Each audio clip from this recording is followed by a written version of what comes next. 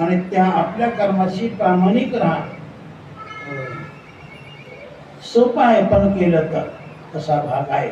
तेव्हा तिथं एका मातोश्रीच्या निमित्ताने आपलं हे चिंतन चालणार आहे. तर ज्या मातोश्री आपल्यातून निघून गेल्या त्या अधिकार संपन्न होत्या असंच म्हणावं लागेल. त्यांना चालता बोलता मरण आलं आणि ईश्वराचं काम करत असतानाच मरण आलं, हे वैशिष्ट्य आहे. म्हणून अंतकाली ज्याच्या नामाले मुखांतुका म्हणे सुद्धा पार आहे असा भाग आहे. तेव्हा आईला महत्व आहे. म्हणून घरामध्ये आई असावी, गोठ्यामध्ये गाय असावी, शेतामध्ये भाऊ असावा असं चिंतन आहे. घर में माई, गोठे में गाई, खेत में भाई, उसकी क्या कहना कमाई. ज्याच्या गोठ्यामध्ये गाय आहे, ज्याच्या शेतामध्ये राबणारा आपला भाऊ आहे आणि ज्याच्या घरामध्ये आई कारभारी नाही, त्याचं चांगलं होत असतं. आता याच्या उलट घ्या. घर में साला, गोठे में हेला, खेत में नाला, उसका कभी नहीं भला. आणि म्हणून घरामध्ये आई महत्वाची आहे, वडीलही महत्वाचे आहे.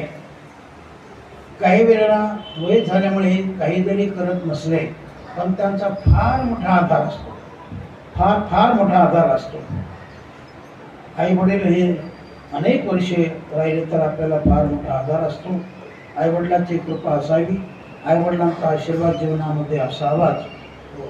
आणि म्हणून जे माणसं आईवडिलाकडे देव रूपाने पाहतात, त्यांची सेवा करतात, त्यांच्या घरात शक्यतो लक्ष्मी कमी पडत नाही.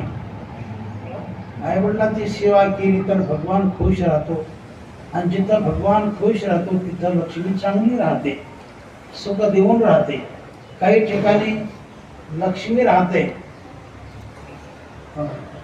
काही लोकांकडे लक्ष्मी राहते पण दुःख देऊन राहते. पण ज्याची इमानदारी चांगली आहे, प्रामाणिकपणा चांगला आहे, आईवडिलांची सत्य सेवा आहे, वरपांगी सेवा नाही, देव समजून जे सेवा करतात. कारण पुत्र त्यालाच म्हटलं, पिता स्वयमेव नारायण, माता प्रत्यक्ष लक्ष्मी आपण. ऐसे भावी ज्याचे भजन, सत्पुत्र जाणतो एक. सत्पुत्र कोण आहे?